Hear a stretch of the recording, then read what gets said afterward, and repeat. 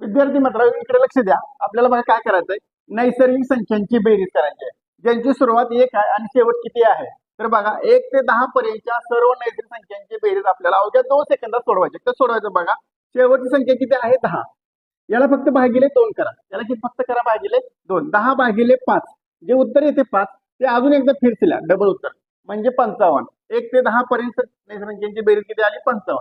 Same या पद्धतीने बघा पुढला प्रश्न आहे, 1 ते 100 पर्यंतच्या सर्व नैसर्गिक संख्यांची बेरीज करा. त्याला भागिले फक्त 2 करा. 100 भागिले 2 किती येणार 50. ते 50 अजून एकदा लिहा, म्हणजे याप्रमाणे उत्तर येणार 50.